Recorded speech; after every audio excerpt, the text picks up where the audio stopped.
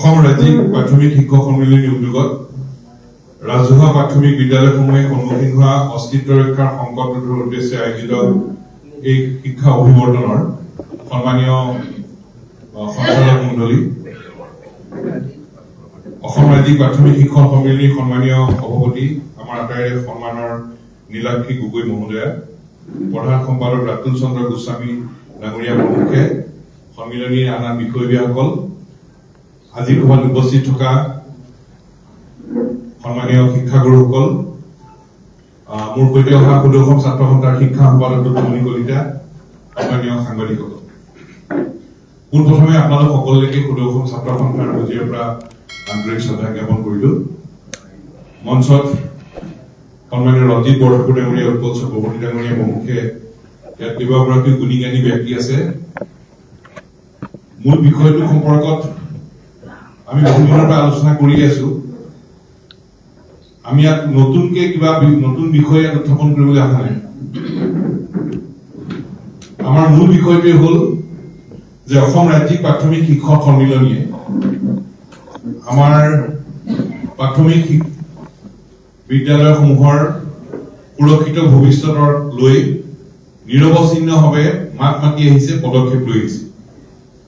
আৰু সেই উদ্দেশ্য আগত ৰাখিয়ে আজি অভিৱৰ্তনৰ আয়োজন কৰিছে। যোৱাকালিৰ পৰা অভিৱৰ্তন চলি আছে। আমি ইয়ালৈ অহাৰ মূল কথাটোৱেই হল যে অসম ৰাজ্যিক প্ৰাথমিক শিক্ষক সন্মিলনীৰ প্ৰতি আমাৰ সুদৰ্শন ছাত্ৰ সন্থাৰ সম্পূৰ্ণ সমৰ্থন আছে আৰু ভৱিষ্যত দিনতো সম্পূৰ্ণ সমৰ্থন আৰু সহযোগিতা থাকিব। সেই কথাটোকে প্ৰকাশ কৰিবলৈ আমি ইয়াত থিয় হৈছো। কাৰণ আপোনালোক সকলো গুণী জ্ঞানী ব্যক্তি, আপোনালোক সকলো অভিজ্ঞ। আপোনালোকৰ যি অভিজ্ঞতা, সেই অভিজ্ঞতাৰ ওপৰত আমি নতুনকে কথা কোৱাৰ আমাৰ কোনো যোগ্যতাও নাই, ধৃষ্টতাও নাই, সাহসো নাই। এই সকলো কথাত আপোনালোক সকলো অভিজ্ঞই। প্ৰতিদিনৰ সকলো সমস্যাক লৈ আপোনালোকে গোটেই বিষয় সম্পৰ্কত আপোনালোকে জড়িত, নিজৰ নিজৰ মত প্ৰকাশ কৰি গৈ আছে।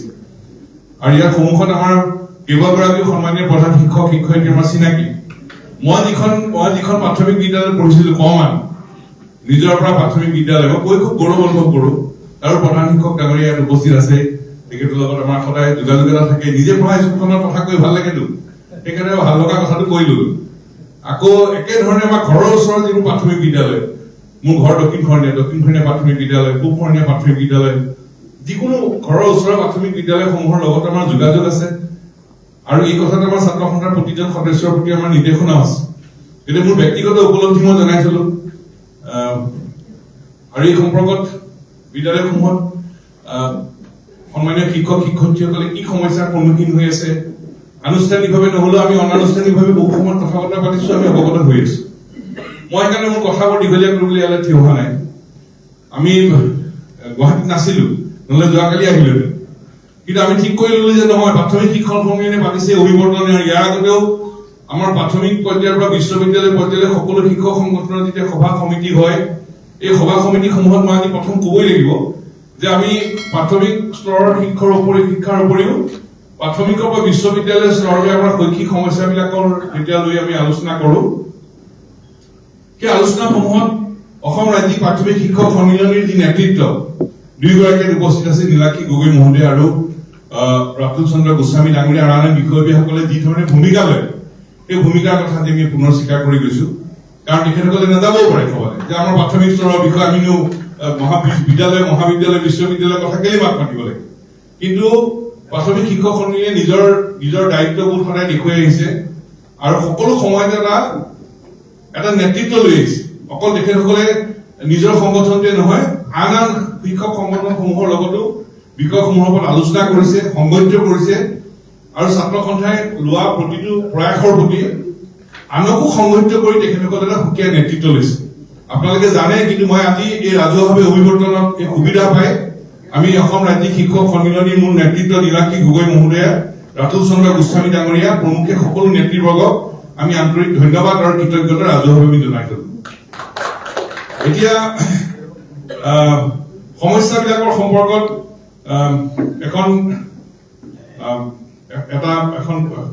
এটা লিখিত বক্তব্য আমাৰ হাতত তুলি দিয়া হৈছে। খুব কম সময়ৰ ভিতৰত এইখিনি পঢ়ি চালো। ইয়াত ডিমত কৰিবলৈ একো নাই। মই বিষয়ৰ ওপৰত ব্যাখ্যা লাগি ধৰিবলৈ খোজা নাই, কাৰণ প্ৰতিটো বিষয়ৰ ওপৰত যদি মই ব্যাখ্যা লাগি ধৰিব খোজো ব্যাখ্যাৰ অন্ত নাই। কিন্তু আচৰিত লাগে যে আমাৰ জাতীয় জীৱনক শক্তিশালীভাৱে যদি আমি আগুৱাই নিবলগীয়া হয়, আমাৰ ভিত্তি শক্তিশালী কৰিব লাগিব। ডাঙৰ ডাঙৰ কথা বহুতে ক'ব পাৰি, কিন্তু জাতীয় জীৱনক শক্তিশালী কৰিবলগীয়া হলে আমাৰ ভিত্তি শক্তিশালী কৰিব লাগিব। আৰু ভিত্তিটি হল প্ৰাথমিক শিক্ষাৰ ভিত্তি। আৰু প্ৰাথমিক শিক্ষাৰ যেতিয়ালৈকে ভিত্তি শক্তিশালী নহয়, আমি ডাঙৰ ডাঙৰ কথা ক'ব পাৰিম, আমাৰ নেতাসকলে ডাঙৰ ডাঙৰ কথা ক'ব পাৰিব, কিন্তু জাতীয় জীৱনক শক্তিশালীভাৱে কিন্তু থিয় কৰিব নোৱাৰিব, কাৰণ ভেটি দুৰ্বল হলে কেনেকে জাতি থিয় হ'ব। আৰু সেইকাৰণে প্ৰাথমিক শিক্ষাৰ ব্যৱস্থাটো শক্তিশালী কৰিব লাগিব, তাক পৰিকল্পিতভাৱে আগুৱাই নিব লাগিব। আৰু এই ক্ষেত্ৰত প্ৰাথমিক শিক্ষক সন্মিলনীয়ে প্ৰয়োজনীয় সময়সূচিত পদক্ষেপ সদায় লৈ আহিছে। আৰু এই ক্ষেত্ৰত আমি কেৱল সহযোগিতাৰ সমৰ্থনে আগবঢ়াই গৈ আছো। ইয়াত নতুনকে আৰু ভাবিবলৈ চিন্তা কৰিবলৈ বা ৰূপৰেখা অংকন কৰিবলৈ একো নাই। ইয়াত ৰূপৰেখা অংকন কৰি থোৱাই আছে, কেৱল ৰূপৰেখা কাৰ্যকৰী কৰিবলৈ আমি কি ব্যৱস্থা ল'ব লাগে সেই কথাটোৱে অভিৱৰ্তনে ঠিক কৰি দিব লাগে। বিষয় কি ইতিমধ্যে নিৰ্ধাৰণ হৈ আছে, সমস্যাবোৰ কি চিনাক্ত হৈ আছে, সমাধানৰ উপায় কি তাকো কৈ দিয়া আছে। কেৱল সমাধানৰ উপায়বোৰ কাৰ্যকৰী কৰিবলৈ আমি কি ধৰণে হেঁচা প্ৰয়োগ কৰিব লাগে, কি কৌশল ল'ব লাগে, সেইটোহে অভিৱৰ্তনে নিৰ্ধাৰণ কৰি লোৱাৰ প্ৰয়োজন। আৰু সমস্যাবিলাকৰ কথা আমি পাতি আছো। আজিলৈকে প্ৰাথমিক বিদ্যালয়ৰ প্ৰধান শিক্ষক নাই, এই কথাটো বাৰু কিমান দিন আমি ক'ব লাগিব, কিমান দিন ক'ব লাগে? আমাৰ প্ৰাথমিক বিদ্যালয়ৰ প্ৰধান শিক্ষকৰ পদটো দিব লাগে এই কথাটো কৈয়ে থকা হৈছে। দিম ক'লে, সন্মিলনীৰ প্ৰকৃত সময়সূচিত মানে কৌশলৰ কাৰণে দিম বুলি ক'লে, দি আকৌ নিদিয়ে, কেতিয়া দিব নিশ্চয়তা নাই, সকলোকে দিব সেই কথাটো কোৱা নাই। গতিকে দিম, কিমান দিম, আধা দিম, বাকীবোৰ কেতিয়া দিম, উত্তৰ নাই। গতিকে অভিৱৰ্তনে একদম স্পষ্টকে এই মতটোৱে ল'ব লাগে যে কোনো কথা নাই, আমাৰ প্ৰাথমিক বিদ্যালয়খনৰ প্ৰধান শিক্ষকৰ পদটো সকলো বিদ্যালয়ত দিব লাগে, কিমান দিনৰ ভিতৰত দিব এই কথা নিষ্পত্তি কৰিব লাগে। আৰু এইটো সময় এটা সময় যিটো সময়ত মানে দায়িত্ব থকাসকলে ৰাইজৰ ওচৰত তেওঁলোকে আহিবলৈ বাধ্য হ'ব। তেওঁলোক এতিয়া আমাৰ ওচৰত আহিবলৈ বাধ্য, আপোনালোকৰ ওচৰত আহিবলৈ বাধ্য। গতিকে আমাৰ এইবাৰ প্ৰশ্নটো সকলোতে যদি যি অঞ্চললৈ যাব এটাই যদি প্ৰশ্ন কৰো যে আমাৰ প্ৰাথমিক বিদ্যালয়ত সকলো বিদ্যালয়ৰ প্ৰধান শিক্ষক কেতিয়া দিব কওক, এই কথাটোকে যদি আমি প্ৰশ্নমান হিচাপে থিয় কৰাব পাৰো তেতিয়াহ'লে আমি তাৰ এটা উত্তৰ পাম। প্ৰশ্ন কৰাৰ কিন্তু সময় আহি পৰিছে, আৰু এইটোৱে সময়, এইকেইটা মাহত তেওঁলোকে আমাৰ ওচৰলৈ আহিব, আৰু আমাৰ ওচৰলৈ আহিলে এই প্ৰশ্নবোৰ উত্থাপন কৰাটো অত্যন্ত প্ৰয়োজন। এক নম্বৰ কথা। দুই নম্বৰ কথা, মই বাকীবোৰ সমস্যাৰ কথা নকওঁ, কিন্তু আমাৰ প্ৰাথমিক বিদ্যালয়ৰ সকলো বিদ্যালয়ৰ প্ৰাথমিক প্ৰধান শিক্ষক লাগে, এই কথাটো উত্তৰ দিব নোৱাৰাটো চৰকাৰখনৰ ব্যৰ্থতাৰ বাহিৰে আমি কোনো শব্দও নাই ক'বলৈ। কিন্তু আমি এতিয়া মই সমস্যা সমালোচনা এইবিলাকতও কেনেকৈ সমাধান কৰিব পাৰি তাৰ কৌশলটো আমি যদি ল'বলগীয়া হয়, তেতিয়াহ'লে এই সময়টোত এই 1-1.5 মাহ আমি প্ৰশ্ন উত্থাপন কৰি তেওঁলোকক ব্যক্তিব্যস্ত কৰি তেওঁলোকৰ পৰা উত্তৰ আদায় কৰাটোৱে সময়। দ্বিতীয় কথাটো হ'ল বৃত্তি পৰীক্ষা। মানে আগতে বৃত্তি পৰীক্ষা বুলি ক'লে কিমান ভাল লাগে, বৃত্তি পালে, বৃত্তি পোৱাটো কিমান এটা উৎসাহৰ কথা। গতিকে এই বৃত্তি পৰীক্ষাৰ কাৰণেও প্ৰাথমিক শিক্ষক সন্মিলনীয়ে ক'বলগীয়া হৈছে যে বৃত্তি পৰীক্ষাটো কিয় নাপাতে। এইটো আৰু আমি প্ৰশ্ন কৰিবলগীয়া কথা নে চৰকাৰখনে উত্তৰ দিবলগীয়া কথা যে বৃত্তি পাতিম, আমি অমুক তাৰিখেও পাতিম, ভালকে পাতিম, এইটোহে ক'ব লাগে। ডাঙৰ ডাঙৰ কথা কৈ থাকে, কিন্তু আমাৰ যিবোৰ বুনিয়াদী প্ৰশ্ন সেইবিলাকৰ কিন্তু কোনো উত্তৰ নাই। এই বিষয়সমূহৰ উপৰিও আটাইতকৈ ডাঙৰ কথাটো হ'ল এই অনা শৈক্ষিক কামত মানে শিক্ষকক নিয়োজিত কৰা। এইটো সাংঘাতিক এটা কাম, আমি সকলোৱে সেই ক্ষেত্ৰত আমি দেখি আছো। আৰু এটা কথা খুব ভাল হৈছে, প্ৰাথমিক শিক্ষক সন্মিলনীয়ে যিখন প্ৰস্তুত কৰিছে, ইয়াত মানে 49টা মান মানে তালিকা দি দিছে। আৰু ৰাইজে জনা উচিত, আমি যে কৈ থাকো যে অশৈক্ষিক কামত শিক্ষকক নিয়োজিত কৰা কথাটো, আমি ভাবো যে এই পৰিৱৰ্তনৰ পিছত এই তালিকাখনে খুব বেছিকে প্ৰকাশ কৰিব লাগিব। 49টা কাম, মানে লিষ্টখন গাই থাকিলে তাৰ অন্তই নেই। মানে কি কাম আমাৰ সন্মানীয় শিক্ষকসকলে নকৰে। শিক্ষকৰ কাম হ'ল, সন্মানীয় শিক্ষাগুৰুসকলৰ কাম হ'ল ছাত্ৰ ছাত্ৰীক পঢ়োৱা, পৰীক্ষা লোৱা আৰু শৈক্ষিক কামত আত্মনিয়োগ কৰা। এতিয়া আমাৰ শিক্ষকসকলক কি কাম দিয়ে, মই লিষ্টখন পঢ়ি আছো এতিয়া কেইমিনিটত। শিক্ষকসকলক আমাক কাম দিছে খেল মহাৰণ, নেমু পুলি ৰোৱা। এইটো হল আমাৰ শিক্ষকক কাম দিছে। আমি আচলতে প্ৰশ্নই কৰিব লাগে, আৰু মই অভিৱৰ্তনক সুধিব খোজো অসম চৰকাৰখনৰ প্ৰতি যে আমাৰ প্ৰাথমিক শিক্ষকসকলৰ কামটো নেমু পুলি ৰোৱাটো নেকি? প্ৰশ্ন কৰিব লাগে তেওঁলোকক। আচলতে ইয়াত মই যিখন মই ধন্যবাদ দিছো সন্মিলনক, খেল মহাৰণ, নেমু পুলি ৰোৱা আৰু প্ৰধানমন্ত্ৰী ৭৫ জন্ম দিৱস উপলক্ষে ৭৫টা গছ পুলি ৰোৱা, মানে খুব সুন্দৰকে প্ৰস্তুত কৰিছে। এইটো নালাগে আচলতে। মই ভাবো যে এইকেইটা কথাকে খুব মানে ভালকে উত্থাপন কৰাটো উচিত হব। মই গাই নিদিওঁ আৰু মানে যিমানখিনি কৰিব লগা হৈছে প্ৰাথমিক শিক্ষক সন্মিলনীয়ে সকলোখন লিষ্ট উলিয়াইছে। মোৰ হিচাপ কৰোঁতে ৪৯টা হৈছে। ৪৯টা হয়নে বাৰু?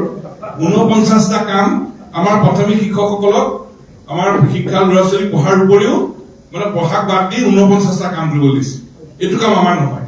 আজি অভিৱৰ্তনে মই অনুৰোধ কৰিম যে অসম চৰকাৰে অসমৰ সন্মানীয় প্ৰাথমিক শিক্ষকসকলক ছাত্ৰ ছাত্ৰীক পঢ়া শুনোৱা কামৰ বাদ দি এই যি ৪৯টা কাম দিছে আমি অগ্ৰাহ্য কৰিব লাগে। আজি অভিৱৰ্তনে এইটো অগ্ৰাহ্যমূলক প্ৰস্তাৱ ল'ব লাগে। আমি ছাত্ৰ সন্থাই প্ৰস্তাৱ আমি আগবঢ়াইছো যে এই ৪৯টা কাম শিক্ষকসকলৰ সন্মানীয় শিক্ষকসকলৰ কাম নহয়, এই কামকেইটা অগ্ৰাহ্য কৰিব লাগে। আৰু দুটা কথা কৈছে যে লোকপিয়ল আৰু নিৰ্বাচন চলোৱা কামটোক শিক্ষকসকলে চলোৱা আপত্তি নাই বুলি কৈছে। ঠিকে আছে, কিন্তু বাকী ৪৯টা আমি যিহেতু অভিৱৰ্তন পাতিছো, আমি সকলো যিহেতু সমবেত হৈছো, আমি এই কথা খুব সজোৰে ক'ব খুজিছো। অভিৱৰ্তনৰ এইটো মূল প্ৰস্তাৱ হ'ব লাগে যে আমাৰ সন্মানীয় শিক্ষকসকলক অনাশৈক্ষিক কামত ব্যৱহাৰ কৰিব নালাগে, আৰু তালিকা দিব লাগে যে ৪৯টা কাম অভিৱৰ্তনে অগ্ৰাহ্য কৰিছে। এইকেইটা কাম আমাৰ শিক্ষকসকলৰ কাম নহয়। এনে অনাশৈক্ষিক কামত জড়িত বুলি ক'লে মানুহে বৰ হেৰি নহয়, কবইতো যে কিছুমান কাম শিক্ষকে কৰিবই লাগিব বুলি কব, কিন্তু নেমু পানী ৰোৱাটো আমাৰ কাম। এই কথাটো মই ভাবো যে আজি অভিৱৰ্তন অলপ ক্লিয়াৰ কৰি দিব লাগে। মানুহকো জনাব লাগে যে এইবোৰ কাম আমাৰ শিক্ষকসকলৰ হৈ কৰা আছে। এই কথাটোত মই এটা সংযোজন কৰিবলৈ বিচাৰিলো। আৰু মই কৈছো যে মই বিষয় সম্পৰ্কত মই বিশেষ কবলগীয়া নহয়। ইয়াত 7টা প্ৰস্তাৱ ইয়াত মানে দিয়া হৈছে। 7টা প্ৰস্তাৱৰ সম্পৰ্কত আলোচনা কৰিবলৈ খোজা হৈছে। গতিকে 7টা প্ৰস্তাৱ সম্পৰ্কত আমাৰ 5 নম্বৰ প্ৰস্তাৱটো বাদ দি, মানে ৰাজনৈতিক দলবিলাকে কি কৰিব এই প্ৰস্তাৱটো বাদ দি, আৰু আপোনালোকে শেষৰ 7 নম্বৰ প্ৰস্তাৱ এটা লৈছে, সেইটো সম্পৰ্কত আপোনালোকে নিশ্চয় ঠিক কৰিব ভৱিষ্যতৰ কৰ্মপন্থা কি কৰিব। এই 7টা প্ৰস্তাৱৰ 5টা প্ৰস্তাৱ এটা ৰাজনৈতিক দলৰ কথাটো বাদ দি আৰু হেৰি কথাটো বাদ দি 1, 2, 3, 4, 5, 6, 7, 8টা প্ৰস্তাৱ দেই। 8টা প্ৰস্তাৱৰ 2টা প্ৰস্তাৱ বাদ দি 6টা প্ৰস্তাৱৰ প্ৰতি আমাৰ সুদৰ্শন ছাত্ৰ সন্থাৰ সম্পূৰ্ণ সমৰ্থন আছে। যদি কিন্তু পৰন্তু কথা নাই, মই সময় এখানে ল'ব খোজা নাই। 6টা প্ৰস্তাৱৰ প্ৰতি আমাৰ সম্পূৰ্ণ সমৰ্থন আছে। আৰু আন এটা কথা কৈ থব খোজো, আটাইতকৈ গুৰুত্বপূৰ্ণ এটা প্ৰস্তাৱ ইয়াত জড়িত কৰি লোৱা হৈছে। মই এটা কথা কলোৱে যে অনাশৈক্ষিক কামত ব্যৱহাৰ কৰিব লাগে। 1, বৃত্তি পৰীক্ষা পাতিব লাগে। 2, আৰু শিক্ষক নিযুক্তি প্ৰতিটো বিষয়ৰ ওপৰত একোটা শিক্ষক নিযুক্তি সম্পৰ্কত ইয়াত প্ৰতিখন প্ৰাথমিক বিদ্যালয়ত ইয়াত শ্ৰেণীয়ে প্ৰতি এজন আৰু সৰহ শিক্ষাৰ্থী বিদ্যালয়ত 20:1 হাৰত শ্ৰেণী বিভাজন নকৰাকৈ অতিৰিক্ত শিক্ষক নিযুক্তি দিব লাগে। এই কথাটো আমাৰ সম্পূৰ্ণ সমৰ্থন আছে, কাৰণ ল'ৰা ছোৱালীক পঢ়াবলৈ হ'লে শিক্ষক লাগিব। আৰু এই দাবীটোৰ প্ৰতি আমাৰ সম্পূৰ্ণ সমৰ্থন আছে। মুঠতে 8টাৰ ভিতৰত 6টা আমি পূৰ্ণ সমৰ্থন দিলো। 1, 2, অভিৱৰ্তনখন পাতিলো, কিন্তু অভিৱৰ্তনখনৰ প্ৰস্তাৱটো কাৰ্যকৰী কৰিবলৈ এটা কৌশল ল'ব লাগিব, আৰু সেইটো মানুহৰ মাজত নিবলগীয়া হলে মই অনুৰোধ জনাম যে এই 49টা বিষয়টো আমি খুব ভালকে ফকাছ কৰিব লাগে যে এই কাম শিক্ষকৰ কাম নহয়, আৰু এই কামত শিক্ষকক নিয়োজিত কৰিব নোৱাৰি। বৰঞ্চ বৃত্তি পৰীক্ষা পাতক, শিক্ষক দিয়ক পঢ়াবৰ কাৰণে।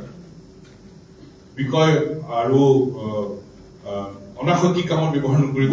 এইবোৰ বিষয় আমি অভিৱৰ্তনৰ মূল বিষয় হিচাপে আগবঢ়াই লৈ গলে তেতিয়াহ'লে আমাৰ অভিৱৰ্তনখনে এটা ফলপ্ৰসূ পদক্ষেপ ল'বলৈ আমি সক্ষম হ'ব পাৰিম। আৰু এই প্ৰস্তাৱবিলাকক লৈ এটা শেষত এটা প্ৰস্তাৱ দিছে যে এটা কমিটি গঠন কৰিব সভাপতি সম্পাদকৰ তত্বাৱধানত। সেইটো আমাৰ সমৰ্থন আছে, কাৰণ অভিৱৰ্তনৰ প্ৰস্তাৱবোৰ কাৰ্যকৰী কৰিবলৈ কৌশল ল'ব লাগিব, ষ্ট্ৰেটেজি লাগিবই। আৰু সেই কৌশল নিৰূপণ কৰি আগবাঢ়ি যাবৰ কাৰণে সেইখন কমিটি গঠন কৰক। তাতো আমাৰ সম্পূৰ্ণ সহযোগিতা থাকিব। মই দীঘল কথা ক'ব খোজা নাই সন্মানীয় প্ৰাথমিক শিক্ষক সন্মিলনীৰ প্ৰতি আমাৰ অসম ৰাজ্যিক প্ৰাথমিক শিক্ষক সন্মিলনীৰ প্ৰতি আমাৰ সম্পূৰ্ণ সহযোগিতা আছিল আছে ভৱিষ্যতেও থাকিব